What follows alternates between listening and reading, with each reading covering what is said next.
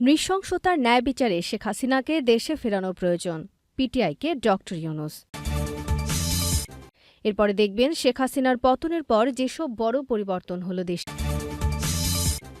সবশেষে দেখবেন বাংলাদেশে থাকা ২৬ লাখ ভারতীয়র চাকরি বাতিল করতে বলল আওয়ামী লীগ। এখন গত সরকারের আমলে ঘটে যাওয়া নৃশংসতার ন্যায় বিচারে শেখ হাসিনাকে দেশে ফেরানো প্রয়োজন বলে মন্তব্য করেছেন অন্তর্বর্তী সরকারের প্রধান উপদেষ্টা ড. মোহাম্মদ ইউনূস।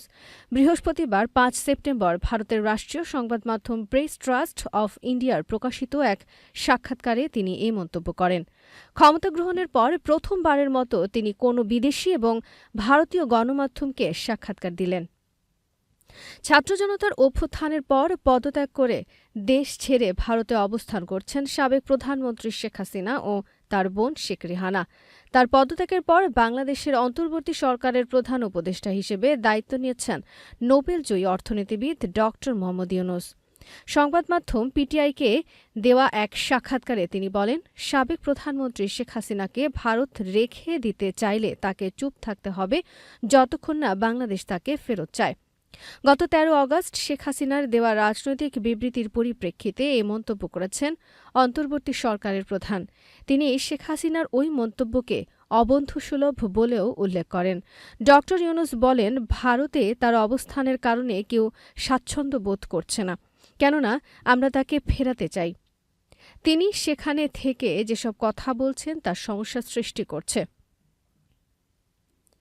তিনি যদি চুপ থাকতেন তাহলে আমরা ভুলে যেতাম। তিনি নিজের জগতে থাকলে জনগণও বিষয়টি ভুলে যেত, কিন্তু তিনি ভারতে অবস্থান করে বিভিন্ন নির্দেশনা দিচ্ছেন। বিষয়টি কেউ ভালোভাবে নিচ্ছে না। তিনি বলেন, আমরা দৃঢ়ভাবে বলেছি তার চুপ থাকা উচিত। এটি আমাদের প্রতি অবন্ধুসুলভ আচরণ। তিনি সেখানে আশ্রয় নিয়েছেন এবং সেখান থেকে প্রচারণা চালাচ্ছেন।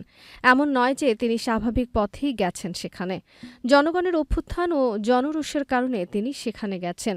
গত ১৩ অগস্ট শেখ হাসিনা ন্যায় বিচারের দাবি করে বলেন, সাম্প্রতিক সন্ত্রাসী কর্মকাণ্ড, হত্যা ও ভাঙচুরের সঙ্গে জড়িতদের অবশ্যই তদন্ত, চিহ্নিত ও শাস্তি দিতে হবে।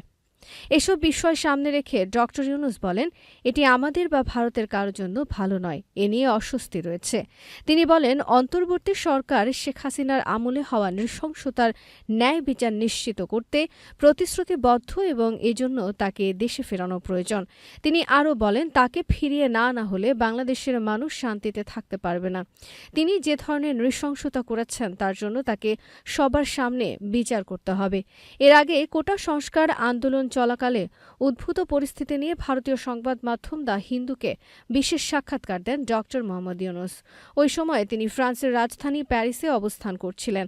সেখানে সাক্ষাৎকারটি নিয়েছিলেন দ্য হিন্দুর খ্যাতনামা কূটনৈতিক সংবাদদাতা সুহাসিনী হায়দার, যিনি ব্যক্তিগতভাবে বহুল আলোচিত বিজেপি নেতা সুব্রামণিয়াম স্বামীর মেয়ে এবং ভারতের সাবেক পররাষ্ট্র সচিব সালমান হায়দারের পুত্রবধূ।